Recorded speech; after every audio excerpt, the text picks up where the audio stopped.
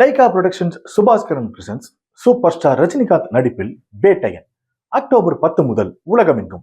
2D entertainment Surya Jyothika தயாரிப்பில் பிரேம்குமார் இயக்கத்தில் கார்த்திக் மற்றும் அரவிந்த் சுவாமி நடிக்கும் மெய்யழகன் செப்டம்பர் 27 முதல் உங்கள் அபிமான திரையரங்குகளில். இப்போ லேட்டஸ்ட்டாக நாங்கள் நேற்று கேள்விப்பட்ட விஷயம், முக்கியமான ஒரு நபர் வந்து நம்மளுக்கு சோர்ஸ் கொடுத்தாங்க. நீ வந்து ஒரு பக்கமே பேசிகிட்டு இருக்க மாதிரி இருக்கு, நீங்கள் கொஞ்சம் இது சொன்னால் தான் தெரியும் மக்களுக்கு. ஸோ நைட் 11 o'clock கரெக்டாக அந்த ஹீட் வந்து ஆரம்பிக்குது. நேராக மணிமேகலை ஷூட் அப்போவே நேராக வராங்க. நிறுத்துங்க, நீங்கள் நான் பேச வேண்டியதில் நீங்கள் பேசுறீங்க என்ன அர்த்தம்? நீங்கள் ஆங்கரா நான் ஆங்கரா, நீங்கள் பேசாதீங்க. நம்ம ஷூட் கொஞ்சம் நேரம் அப்படி தடைப்படுது. டீம் போய் பேசுகிறாங்க பிரியங்கா கிட்ட, வாங்க ஷூட் பண்ணுறங்க நான் பேசுகிறோம். Asked to apologise. Manimegalai side மட்டும் பார்க்குற நம்ம பிரியங்கா சைடும் நம்ம பார்க்கணும் அப்படிங்கிற மாதிரி தான் எனக்கு இப்போ தோணுது. சோஷியல் மீடியாவில் ஒரு செட் ஆஃப் ஆடியோ வந்து ரிலீஸ் ஆச்சு.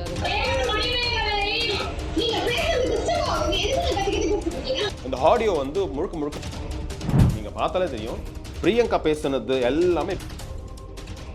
மீடியாவில் பாலிடிக்ஸ் இல்லைன்னா இருக்கவே முடியாது. யாராவது ஒருத்தரை காக்கா பிடிச்சா தான் நம்ம மேலே மேலே போக முடியும். என்னால் காக்கா பிடிக்க முடியாது அப்படின்னும் போது தான் மணிமேகலை வந்து வெளியே வரும். அவங்களோட என்ட்ரிக்கு அப்புறமா வந்து டிடி அவர்கள் வெளில வந்தது, ரம்யா அவர்கள் வெளில வந்தது, பாவனா அவர்கள் வெளில வந்தது, ஜாக்லின்.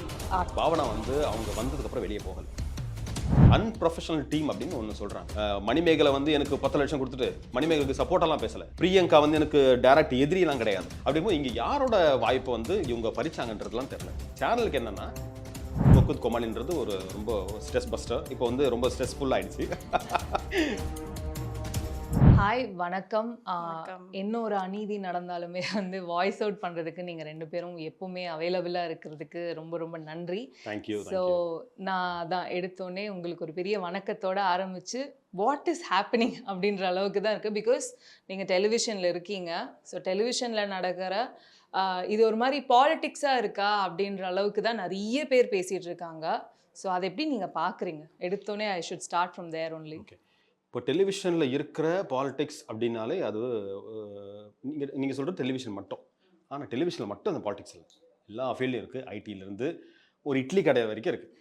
இட்லி கடையில் வந்து அவனை பார்சலில் போட்டால் ஒருத்தனை கேஷியரை உட்கார வச்சா, புதுசாக வந்து ஒரு கேஷியரில் உட்கார வச்சா பழைய ஆள் இட்லி கட்டுற வரனா அவருக்கு கொஞ்சம் கோவம் வரும். ஸோ பாலிடிக்ஸ் அப்படிங்கிறது எல்லா இடத்துலையும் இருக்குது. இது ஏன் பூதாகரமாக்கப்பட்டிருக்கு அப்படின்னா, வெளியில் நம்ம பார்க்குறோம் ஒரு பெரிய ஷோ, சின்ன ஷோ, யாரும் பார்க்காத ஷோன்னா பிரச்சனை கிடையாது. ஒரு பெரிய ஷோ, பிக் பாஸை விட மக்கள் மத்தியில் ரொம்ப பிரபலமான ஒரு ஷோ அப்படின்னும் போது அது வந்து பெருசாக பார்க்கப்பட்டு பூதாகரமாக்கப்பட்டிருக்கு. இதில் என்னென்னா, பாலிடிக்ஸ் எல்லா இடங்கள்லேயும் இருக்குது. எல்லாருமே பாலிடிக்ஸ் பண்ணுறவங்க தான். நம்ம முதற்கொண்டு எல்லாருமே. இப்போ ஒரு பழைய ஆள் இருக்காருன்னா, புதுசாக வந்தார்னா அவர் வந்து இப்போ காலேஜில் எடுத்துக்கிறோமே, 3rd இயர் பசங்க வந்து 1st இயர் பசங்க ரேக் பண்ணுறாங்க இல்லையா, அந்த மாதிரி தான், கிட்டத்தட்ட அந்த மாதிரி தான். ஸோ ரேகிங் மாதிரியே ஒரு கலாச்சாரம். புதுசாக வந்தவங்களும் கொஞ்சம் கிண்டல் பண்ணுறது. இப்போ நியூஸ் ஃபீல்டில் கூட நம்ம யாராவது புதுசாக யாராவது ஒருத்தர் வந்தாங்க, நானே நிறைய சொல்லியிருக்கேன். என்னென்னா, வாய்ஸ் ஓவர்னு இருப்போம். யாராவது புதுசாக ஒருத்தர் ஆடிஷனுக்கு வராங்கன்னு வச்சுக்கோங்களேன், அவங்க வந்து நல்லாவே படிச்சிருந்தாலும் இது ஏற்றம் இறக்கம் இருக்கணும். நான் சொல்லுவேன், நான் இதுவரை சொன்னது கிடையாது. யாரோ கூட ஒருத்தர் இருப்பார், அவர் என்ன சொல்கிறார், ஏற்ற இறக்கம் இருக்கணும்ப்பா அப்படின்னாரு. வேறு மாதிரி படிங்கன்னாரு. என்னன்னா, தான் வந்து ஒரு எக்ஸ்பீரியன்ஸ் பர்சன் அப்படின்னு காட்டுறதுக்கு அதை சொல்லுவாங்க. அந்த பர்சன் ஒரு 4-5 தடவை படிச்சதுக்கப்புறம் 5வது தடவை படிக்கும்போது அதே மாதிரி தான் படிப்பார், அதே ஸ்டைல் தான் படிச்சிருப்பார். அப்புறம் இவர் என்ன சொல்லுவார், பாருங்க நான் சொன்ன மாதிரி படிச்சிங்களா, கரெக்டாக வந்துச்சு, அதே மாதிரி தான் இருக்கும். ஆனால் தான் ஒரு எக்ஸ்பீரியன்ஸ் பர்சன், நான் சொல்கிறத நீ கேட்டுட்ட அப்படிங்கிறத தான் வந்து காட்டிக்கிறதுக்காக பண்ணுறது. ஸோ எக்ஸ்பீரியன்ஸ் பர்சனுக்கும் இப்போ வந்து மணிமேகலையும் கொஞ்சம் எக்ஸ்பீரியன்ஸ் தான். பட் மணிமேகலை வந்து சன் டிவிலேருந்து வரப்போ மணிமேகலை வந்து பிரியங்காவோட எக்ஸ்பீரியன்ஸ் மீடியா ஃபீல்டில். பட் பிரியங்கா வந்து விஜய் டிவியில் எக்ஸ்பீரியன்ஸ் ஜாஸ்தி.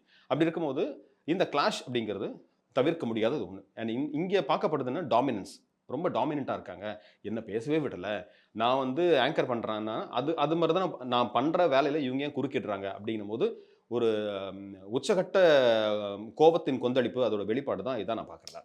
நீங்கள் இதில் ஆட் ஆன் பண்ணணும்னு நினைக்கிறீங்க? இல்லை, அது பாலிடிக்ஸ் வந்து இருக்குதான். இவர் சொன்ன மாதிரி எல்லாத்துலேயுமே இருக்குது, எல்லா விஷயங்கள்லையுமே இருக்குது. அதை நம்ம எப்படி ஹேண்டில் பண்ணுறோன்றது இருக்குது இல்லையா. சில பேரால் ஹேண்டில் பண்ணிட முடியும். அப்படி இருக்கிறவங்க தான் ஒரே டெலிவிஷனில் ரொம்ப நாள் இருப்பாங்க. சில பேரால் முடியாது. ஸோ மணிமேகலை சைட்லேருந்து பார்க்கும்போது என்னால் முடியல அப்படின்ற பட்சத்தில் தான் அவங்க வந்து இந்த வீடியோவை வெளியிட்டிருக்காங்க. ஸோ இப்போது நான் வந்து ஷோவோட ஸ்டார்டிங்லேருந்தே சொல்லிட்டு இருக்கேன், எதுவும் கேட்குற மாதிரி இல்லை. ஸோ அதனால் நான் வந்து குயிட் பண்ணிக்கிறேன் அப்படின்னு சொல்லிட்டு அவங்க சொல்லியிருக்காங்க. என்னை பொறுத்த வரைக்கும் மணிமேகலை சைடு மட்டும் பார்க்குற நம்ம பிரியங்கா சைடும் நம்ம பார்க்கணும் அப்படிங்கிற மாதிரி தான் எனக்கு இப்போ தோணுது. ஒரு சில விஷயங்கள் வந்து அது அதாவது இவங்க வைக்கிற குற்றச்சாட்டுக்கு அங்கேருந்து எந்த பதிலுமே இன்னும் இல்லை. ஸோ 2 சைட்லயுமே விசாரிக்கணும். 2 சைட்லயுமே வந்து பேசினா தான் வந்து என்ன நடக்குது அப்படிங்கிறது நம்மளுக்கு தெரியும். இப்போ பிரியங்கா ஸ்பேஸ் குடுக்கலன்றத நம்ப ஒத்துக்கணும். ஏன்னா நான் பார்க்கும்போதே எனக்கே அப்படிதான் தெரிஞ்சது. ஷோ பார்த்துட்டு இருக்கும்போதே நாங்க 2 பேரும் வீட்ல அத தான் பேசுவோம். ஏன் இவங்க பேசுறாங்க? இது வந்து ரக்ஷன் பேச வேண்டியது, இது வந்து மணிமேகலை பேச வேண்டியது. ஏன் இவங்க பேசுறாங்க? இவங்க ஏன் இன்ட்ரோ தராங்க? இவங்க ஏன் அவங்களுக்கு பேசுறாங்க? அப்படிங்கிற மாரி தான் எங்களுக்கே தோணுது. ஒரு சில பேருக்கும் தோணியிருக்கு. ஸோ, அதனால எங்ககிட்டயுமே வந்து டிஎம் பண்ணி சொல்றாங்க. ஆமா, நாங்க கேட்கணும்னு நெனச்ச விஷயத்த நீங்க கேட்டுருக்கீங்க அப்டின்னும்போது, ஓகே, நம்ம கரெக்ட்டா தான் பேசியிருக்கோம். நம்ம பார்வையும் கரெக்ட்டா தான் இருக்கு அப்டிங்கிற மாரி எங்களுக்கு தோணுது. பட் பாலிடிக்ஸ்ன்னும்போது வந்து மீடியால பாலிடிக்ஸ் இல்லன்னா இருக்கவே முடியாது. யாராவது ஒருத்தர காக்கா புடிச்சா தான் நம்ம மேல மேல போ முடியும். ஸோ, அந்த மாரி நடக்கிற விஷயங்கள் வந்து என்னால காக்கா புடிக்க முடியாது அப்டின்னும்போது தான் மணிமேகலை வந்து வெளிய வராங்க. அண்ட் இன்னொன்னு இதில என்னன்னா, நாங்க நெனச்சதே வந்து மணிமேகலை அப்படி சொல்லியிருக்காங்க. மணிமேகலை வந்து ஒரு போஸ்ட் போடுறாங்க. இந்த வாரம் சனிக்கிழமை போஸ்ட் போடுறாங்க. ஒரு 7 மணிக்கு என்னமோ போடுறாங்க. அதுக்கப்புறம் தான் ஷோவே டெலிகாஸ்ட் ஆகுது. நாங்க வந்து லேட் நைட் தான் பார்க்குறோம். 10 மணிக்கு மேல தான் பார்க்குறோம். நாங்க வந்து மணிமேகலை வீடியோ வந்து நான் பார்க்கும்போது என்னாச்சு, நம்ம நெனச்சதெல்லாம் அந்த பொண்ணு சொல்லுது. இந்த சென்ஸ் நாங்க வந்து தொடர்ந்து குக் வித் கோமாளி ஒரு பயங்கர ஃபேன்ஸ். இந்த பிக் பாஸ் மாரியே குக் வித் கோமாளி வந்து நாங்க ரீவைண்ட் பண்ணி பார்க்கக்கூடிய ஆட்கள். என்ன நடக்குது அப்படின்னு 1 1/2 மணி நேரம் இது எக்ஸ்டெண்டட் வெர்ஷன் தான் Hotstarல இருக்கும். டிவில வந்து ஒரு 1 மணி நேரம் 10 நிமிஷம் தான். பேலன்ஸ் 20 மினிட்ஸ் வந்து பிரேக். 1 1/2 மணி நேரத்துல பிரேக் போயிடும். ஆனா Hotstarல வந்து 1:25, 1:30 வரைக்கும் போகும். நம்ம எக்ஸ்டெண்டட் வெர்ஷன் என்ன காட்டாதெல்லாம் காட்டுவாங்க. நாங்க வந்து அதே ஒரு 2 மணி நேரம் உட்காந்து பார்ப்போம். ஏன்னா அவ்ளோ பிடிக்கும். குக் வித் கோமாளின்றது ஒரு ரொம்ப ஸ்ட்ரெஸ் பஸ்டர். இப்போ வந்து ரொம்ப ஸ்ட்ரெஸ்ஃபுல் ஆயிடுச்சு. Stress buster show. அத வந்து பார்க்கும்போது என்னன்னா, நம்ம நினைக்கிறதெல்லாம் நம்ம நினைச்சது கரெக்ட் தான் போல இருக்கு. ஏன்னா நம்ம கொ மணிமேகலை பேசுறதெல்லாம் வந்து இவங்க பேசும்பொழுது, அது ஒரு கொஞ்சம் ஏன் இது முந்திரி கொட்டத்தனமா பண்றாங்க இவங்க? அவங்க தானே பேசணும். அவங்க பேச விடலாமே. அந்த பொண்ணுக்கு ஒரு ஸ்பேஸ் குடுக்கலாமே. நீங்க என்னன்னா, பொதுவா எல்லாருக்குமே ஒரு 10 ஆடியன்ஸ் இன் த சென்ஸ் ஒரு படத்துல வந்து ஜூனியர் ஆர்டிஸ்ட் இருக்காங்கன்னா, எல்லாருக்குமே ஒரு ஆசை என்னன்னா, நம்ம ஸ்க்ரீன்ல வந்துடணும்னு ஒரு ஆசை. யாருக்காவது ஒருத்தருக்கு இந்த டயலாக் இருந்தா ரொம்ப சந்தோஷப்படுவாங்க. ஆஹா! எனக்கு டயலாக் இருக்கா சார் அப்படின்னு. அப்படி இருக்கும் பொழுது எல்லாருக்குமே ஸ்க்ரீன் பிரசன்ஸ் ஒண்ணு தேவை. அப்போ நம்ம வந்து ஒரு பெரிய ஆங்கர். நம்ம ஏதாவது பண்ணிக்கிட்டே இருந்தா தான் ஸ்க்ரீன்ல தெரியும். இன்னொன்னு அந்த இடத்துல வந்து 8, 10, 12 கேமரா இருக்கும்போது, ஒவ்வொரு ஒவ்வொரு குக்குக்கும் ஒரு கேமரா இருக்கும் கண்டிப்பா. அப்படி இருக்கும்போது நம்ம பண்றது கண்டிப்பா தெரிஞ்சே ஆகணும். ஒரு கட்டத்துல பார்த்தீங்கன்னா, நீங்க பார்த்தீங்கன்னா, ஷாலின் ஜோயா மட்டும் தான் நெறைய தெரிஞ்சிருப்பாங்க. அவங்க எலிமினேட் ஆகுற வரைக்கும். அப்போ மத்தவங்கலாம் யாரும் ஒர்க் பண்ணலையா? அப்படி கிடையாது. ஷாலின் ஜோயா வந்து இன்னும் நெறைய அ நம்மளுக்கு வந்து என்ன சொல்றது? ஜாலியா பண்றாங்க. ஏதோ ஒண்ணு பண்றாங்க அந்த அம்மா. அத பார்க்கறதுக்கும் நம்ம அத பார்க்கும்போது சிரிக்கிறோம் இல்லையா? நம்ம அத என்ஜாய் பண்றோம். ஸோ, அப்ப வந்து ஜோயாவ நெறைய காமிச்சுட்டு இருந்தாங்க. அப்பவே வந்து பிரியங்காவோட கம்ப்ளைண்ட் வந்து கேமரா கிட்டயே இருந்தது. "என்ன அவள மட்டும் காமிச்சுட்டு இருக்கீங்க? நாங்கலாம் வந்து நான் சமைக்கிறதெல்லாம் டிவில வரவே மாட்டேங்குது" அப்படின்னு சொல்லிட்டு. ஸோ, ஜோயா போன உடனே அந்த ஜோன இவங்க எடுத்துக்கிட்டாங்க அப்படிங்கிற மாரி தான் அப்போ எனக்கு இதே தோணுது. கம்ப்ளைண்ட் தான் மத்தவங்களும் பண்ணியிருப்பாங்க. நான் வர வேண்டிய இடத்துல வந்து நீங்க வந்து பிரியங்காவையே காமிச்சிட்டு இருந்தா என்ன அர்த்தம்? அப்ப நெறைய மணிமேகலை கம்ப்ளைண்ட் பண்றது தப்பு இல்ல இல்லையா? பிரியங்கா எல்லாத்தையும் டோட்டலா ஸ்பேஸே ஆக்கிரமிச்சுக்கிறாங்க இல்லையா? அப்போ அந்த கோபத்தின் வெளிப்பாடு தான் இது. ஆக்சுவலி இப்போ அ ஒரு பக்கம் வந்து இது வெளிப்பாடு, சண்டைகள் அப்படின்னு போயிட்டு இருந்தாலுமே, நடுவுல வந்து சோஷியல் மீடியால ஒரு செட் ஆஃப் ஆடியோ வந்து ரிலீஸ் ஆச்சு. அது வந்து செட்ல நடந்த சண்டை அப்படின்ற மாதிரி ரிலீஸ் ஆச்சு. அது உண்மையா, பொய்யா அப்படின்ற அளவுக்கு தான் வந்து நெறைய பேர் பேசிட்டு இருந்தாங்க. உங்களுக்கு பர்சனலா நீங்க விசாரிச்சீங்களா? செட்ல என்னதான் நடந்தது ஆக்சுவலி அப்படின்ட்டு. பிகாஸ் நம்ம டெலிகாஸ்ட் பண்ணும்போது ரக்ஷன் அவர்கள் வந்து ஒரு அனௌன்ஸ்மென்ட் மாரி பண்றாங்க. தவிர்க்க முடியாத காரணங்களால மணிமேகலை கன்டின்யூ பண்ணுது.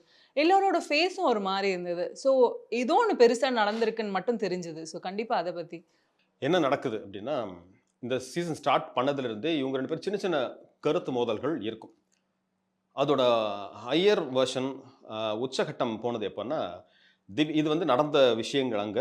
இப்ப லேட்டஸ்ட்டா நாங்க நேத்து கேள்விப்பட்ட விஷயம். இதுக்கு முன்னாடி இன்டர்வியூ குடுத்தேன். அப்போ வந்து வேற சோர்சஸ் மூலியமா கிடைச்சது. நேத்து முக்கியமான ஒரு நபர் வந்து நம்மளுக்கு சோர்ஸ் குடுத்தாங்க. என்ன நடந்தது அப்படிங்கிறத. இன்டர்வியூ பார்த்துட்டு, "நீ வந்து ஒரு பக்கமே பேசிட்டு இருக்க மாரி இருக்கு. நீங்க கொஞ்சம் இது சொன்னா தான் தெரியும் மக்களுக்கு" அப்படின்னு. அந்த திவ்யா துரைசாமி விடிவி வந்து எலிமெண்ட் ஆகுறாங்க ஒரு எபிசோடு. அப்போ திவ்யா துரைசாமி ஃபர்ஸ்ட் எலிமெண்ட் ஆகுறாங்க. எலிமெண்ட் ஆகும்போது அத பத்தி அவங்க பொதுவா வந்து யார் எலிமினேட் ஆகுறாங்களோ, அவங்க வந்து அந்த ஷோ பத்தி பேசுவாங்க. நான் வந்து இதுவரைக்கும் நெறைய நியூஸ் வாசிச்சிருக்கேன். அப்போ கூட எனக்கு மக்கள தெரியல. பக்கத்து வீட்ல இருக்கவங்க கூட எனக்கு தெரியாது. அப்போ cook with Comali is a big platform. அந்த பிளாட்ஃபார்ம் வந்ததுக்கப்புறம், வாழை படத்து வந்ததுக்கப்புறம், "ஏய் குக் வித் கோமாளி வந்துச்சு பாத்தியா? அந்த திவ்யா அந்த பொண்ணுடா" அப்படின்னு தான் சொல்றாங்க. அப்படி இருக்கும்போது இந்த பிளாட்ஃபார்ம் வந்து எனக்கு ரொம்ப முக்கியம். இன்னைக்கு கூட நான் நெறைய போன வாரம் நான் வரவே இல்ல. டோட்டலா அந்த அம்மா ஒரு எபிசோட் வரல. இன்னைக்கு கூட நான் லேட்டா வந்தேன். ஆனா எனக்கு ரொம்ப நான் சத்தியமா சொல்றேன், வாழை படத்துக்கு அப்புறம் நெறைய கமிட்மெண்ட்ஸ் இருந்துச்சு. அதனால லேட்டா வந்தேன். சாரி அப்படின்னு. இது நான் ஒரு ஜென்யூன் ஆன்சர். அப்படி இருக்கும்போது நான் வந்து இத வந்து மறக்கவே மாட்டேன் அப்படின்னு. ஸோ அதுக்கப்புறம் அந்த அந்த குக்க பத்தி மத்தவங்கலாம் பேசுவாங்க. எல்லாரும் பேசுறதுக்கான உரிமைகள் இருக்கு. ஆனா கோமா ஆங்கர் ஆங்கர் மணிமேகலை ஆங்கர் பேச பேச வேண்டியதை முடியாத அந்த கண்டென்ட்டை பிரியங்கா பிரியங்கா வந்து பேசுறது தான் பேசுறாங்க. இஷ்யூ. என்ன பேசுறாங்கன்னா, இவங்க இப்படி, அவங்க அப்படி, நல்லா பண்ணாங்க, சொன்னாங்க. அந்த எபிசோட்லயே பார்த்தீங்கனாலே, அப்போ அப்போ என்ன ஆகுது, நீங்க பேசிட்டே இருக்காங்க. இது நடந்ததுன்னு நான் சொல்றேன். ஏன்னா பேசிட்டே இருக்கும்பொழுது என்ன ஆகுது, மணிமேகலை வந்து ஷூட் அப்பவே, இது நடக்கிறது நைட் 11:00 நடக்குது. இந்த ஷூட்லாம் காலைல ஆரம்பிச்சாங்கன்னா நைட் 11:00 முடியும். ஸோ நைட் 11:00 கரெக்ட்டா அந்த ஹீட் வந்து ஆரம்பிக்குது. நேரா மணிமேகலை அந்த ஷூட் அப்பவே நேரா வராங்க. பிரியங்கா கை வந்து பிடிக்கிறாங்க. இந்த மாரி வந்து நிறுத்துங்க. நான் பேச வேண்டியதெல்லாம் நீங்க பேசுனீங்கன்னா என்ன அர்த்தம்? நீங்க ஆங்கரா? நான் ஆங்கரா? நீங்க பேசாதீங்க அப்படிங்கிறாங்க. இது வந்து நடக்குது. என்ன ஆகுது, இப்போ பண்ணதுக்கப்புறம் என்னாச்சு, பிரியங்கா வந்து சரி அப்படின்னு சொல்லிட்டு வெளியே போயிடுறாங்க. கேரவன்ல போயிட்டு உட்காந்து டென்ஷன் ஆகி உட்காந்துடுறாங்க. ஷூட் கொஞ்ச நேரம் அப்படி தடைப்படுது. அப்போ வந்து டீம் போய் பேசுகிறாங்க பிரியங்கா கிட்ட, வாங்க ஷூட்டுக்கு வந்துருங்க, நான் பேசுகிறோம் அப்படின்னு. ஆஸ்கர் டு அப்பாலஜைஸ், என்கிட்ட சாரி கேட்க சொல்லுங்கள் பேசுனதுக்கு, ரொம்ப நிறைய பேசிட்டாங்க அப்படி. அப்போ போய் மறுபடியும் மணிமேகலை கிட்ட சொல்கிறாங்க, சாரி கேளுமா அப்படி. ஏன்னா அது முடியுது, அந்த எபிசோடு முடியுது. சாரி கேளுமா அப்படின்னு. இல்லை இல்லை நான்லாம் கேட்க முடியாது அப்படின்றாங்க. ஸோ அப்போ ஏதோ பேசி அந்த எபிசோட் முடிஞ்சிடுது. அடுத்த ஷூட் வரப்போ என்னது, மறுபடியும் அந்த கோவம் வந்து இருக்க தான் செய்யுது. அப்போ வந்து மறுபடியும் பிரியங்கா வந்து சொல்கிறாங்க, சாரி கேட்டால் தான் நான் வருவேன் செட்டுக்கு அப்படிங்கிறாங்க. மறுபடியும் டீம் வந்து என்ன சொல்லுது, இவங்க கிட்ட சொல்கிறாங்க, நீங்கள் கொஞ்சம் சாரி தான் கேளம்மா, கொஞ்சம் பெரிய ஆங்கர், சீனியர் ஆங்கர், சாரி கேட்டால் ஒன்றும் ஆகிட போகிறது, சாரி கேட்டால் ஒன்றும் ஆக போகிறது இல்லையா எல்லாருக்குமே. ஆனால் தன்மானத்தை விட்டு அவங்க சொல்கிறது தான் நீ கேட்கணும். அவங்க டீம் சொன்னது என்னென்னா, நீ வந்து அவங்க கேட்டால் தான் உனக்கு நிறைய ப்ராஜெக்ட்ஸ் வரும், இல்லை இதுக்கப்புறம் வராது. அப்படிங்கும் போது அது யாருக்குமே இதுன்னா பிளாக்மெயில் பண்ணுற மாதிரி இருக்குது. ஆல்ரெடி எனக்கு ஷோஸே கிடையாது, நீங்கள் இப்படி சொன்னீங்கன்னா என்ன அர்த்தம் அப்படின்னு கேட்கும் போது தான் அவங்க இப்படி சொல்கிறாங்க. அப்போ நீங்கள் அந்த எபிசோடே பார்த்தீங்கனாலே 3 பேரையும், இந்த அக்ஷய் கமல், சுஜிதா, இன்னொருத்தர் யார், இர்ஃபான், இவங்க 3 பேரையும் வந்து மணிமேகலை இன்வைட் பண்ணுவாங்க. அடுத்ததாக வர போகிறாங்க அப்படி இப்படின்னு சொல்லிட்டு நாங்கள் வீட்டில் பேசிட்டுருவோம். அடுத்தது பிரியங்கா வரப்போகிறாங்க, எப்படி யார் வின் பண்ணுறாங்க பார்த்தா அதே மாதிரி ரக்ஷன் தான் கூப்பிட்றாரு, இவங்க கூப்பிடல. அண்ட் அந்த எபிசோடே வந்து ஒரு மாதிரி கோவத்தோடவே இருப்பாங்க. அப்போ என்னாவது மறுபடியும் அந்த பேச்சு அடிப்படுது, நீ கேளுமா அப்படின்ற விரலா ஷெஃப் தாமுலாம் கொஞ்சம் போய் சமாதானப்படுத்துறாரு மணிமேகலை. அது வந்து சமாதானம் ஆகாமல் அவங்க என்ன பண்ணுறாங்க, நான் கிளம்புறேன், நான் என்னால் இருக்க முடியாதுன்னு சொல்லிட்டு வெளியே போகிறாங்க. அப்போ தான் ரக்ஷன் வந்து ஒரு சின்ன ஒரு இன்ட்ரோ வரைக்கும் கொடுக்குறாரு. தவிர்க்க முடியாத காரணத்தால் அவங்க வந்து இதுலேருந்து போயிடுறாங்க. ஸோ என்னென்னா, பிரியங்கா ரொம்ப இன்டரப்ட் பண்ணுறாங்க அப்படிங்கிறது தான் இவங்களோட மணிமேகலோட இது வாக்குவாதம்.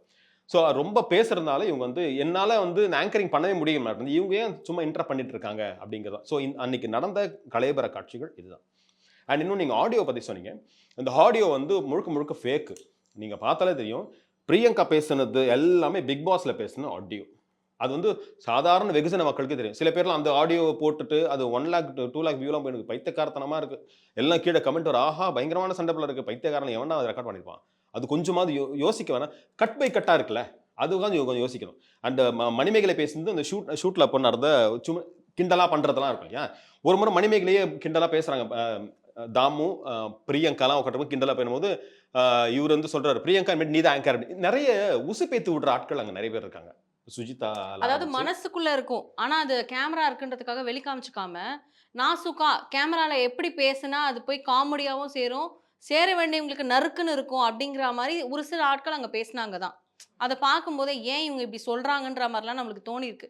இப்போ இவங்க இந்த வீடியோ விடும்போது நம்மளுக்கு அது வந்து பக்காவா ஓகே மேட்ச் ஆயிடுச்சு. ஓகே, இவங்கள வந்து அவங்களுக்கு பிடிக்கல, ஸோ அதனால இந்த மாதிரி அவங்க வந்து சொல்லியிருக்காங்க. ஒரு ஒரு எபிசோட்ல பிரியங்காவுமே சொல்லியிருப்பாங்க, ஆமாடி நீ இங்க இருக்கிறது எனக்கு பிடிக்கல, ஷோவை விட்டு போ, விஜய் டிவி விட்டு போ அப்படின்வாங்க.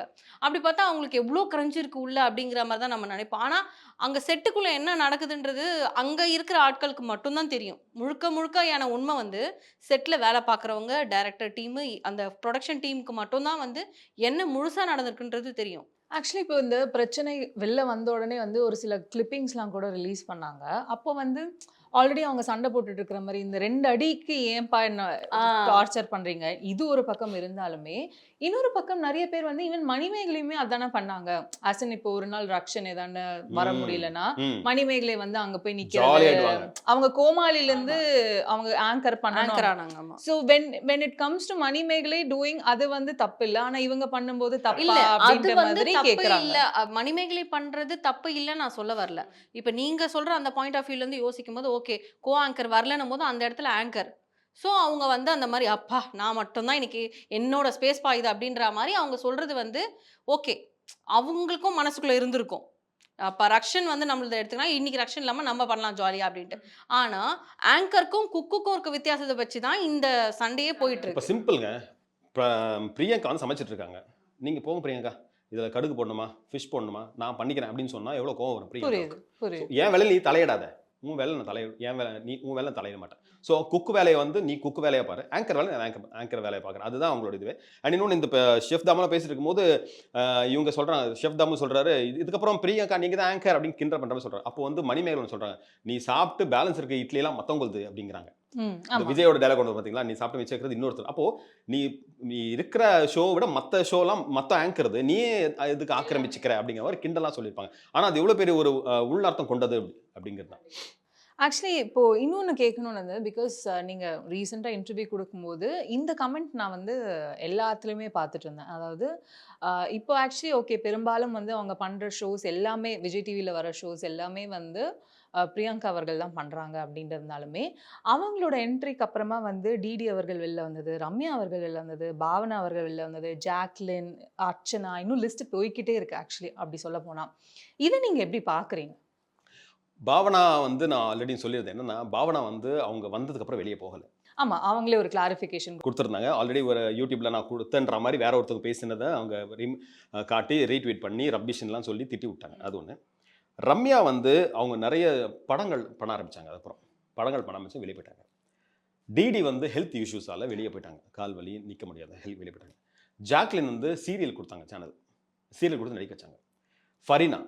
ஃபரீனா வந்து சன் டிவிலேருந்து வந்தாங்க, ராஜ் டிவிலேருந்து வந்தவங்க. ராஜ் டிவி, அப்புறம் சன் டிவி, அப்புறம் கலர்ஸ், ஜி, சன், விஜய் இப்படின்னு போயிட்டு இருக்காங்க. ஃபரீனா சீரியல் போயிட்டாங்க. அர்ச்சனா வந்து இங்கே வந்தாங்க. அப்புறம் வந்து பிக் பாஸ் வந்ததுக்கப்புறமும் ஒரு ஷோவில் கெஸ்ட் ஜட்ஜாக வேறு இருந்தாங்க. அப்புறம் மறுபடியும் தாய் கழகத்துக்கே போயிட்டாங்க, ஜி சவுண்டுக்கே போயிட்டாங்க. அப்படிங்கும்போது இங்கே யாரோட வாய்ப்பு வந்து இவங்க பறிச்சாங்கன்றதுலாம் தெரில. சேனலுக்கு என்னென்னா ஒரு நல்ல ஆங்கர் வேணும், ஸ்பான்டேனிட்டியாக இருக்கிற ஒரு ஆங்கர் வேணும். இப்படி இருக்கும்போது Priyanka would be better choice அப்படிங்கிறது அவங்களோடது. மணிமேகலுக்கெல்லாம் வாய்ப்புகள் தராமலாம் இல்லை. கலக்க போது யார் சாம்பியன்ஸ் வந்து இதே டீம் இப்போது அன்ப்ரொஃபஷனல் டீம் அப்படின்னு ஒன்று சொல்கிறாங்க. இது வந்து நான் வந்து மணிமேகலை வந்து எனக்கு 10 லட்சம் கொடுத்துட்டு மணிமேகலுக்கு சப்போர்ட்டெல்லாம் பேசலை. பிரியங்கா வந்து எனக்கு டைரக்ட் எதிரிலாம் கிடையாது, நம்ம பார்க்குறது தான். இதே இவங்க சொல்கிறாங்களா அன்ப்ரொஃபஷனல் டீம். ப்ரொஃபஷனல் டீம் தாங்க. நான் 4 மாதம் இருந்தேன், 4 சீசன் இருந்தேன். அந்த ப்ரொஃபஷனல் டீம்லேருந்து 4வது சீசனுக்கு எதுக்கு கோச்சிட்டு வெளியே போனீங்க? அதுக்கான ரீசன் இன்னும் தெரியல. அது மணிமேகலை பக்கமே தப்பு இருக்கு. Lyca productions Subaskaran presents super star Rajinikanth நடிப்பில் பேட்டையன் அக்டோபர் 10 முதல் உலகமெங்கும். 2D என்டர்டெயின்மெண்ட் சூர்யா ஜோதிகா தயாரிப்பில் பிரேம்குமார் இயக்கத்தில் கார்த்திக் மற்றும் அரவிந்த் சுவாமி நடிக்கும் மெய்யழகன் செப்டம்பர் 27 முதல் உங்கள் அபிமான திரையரங்குகளில்.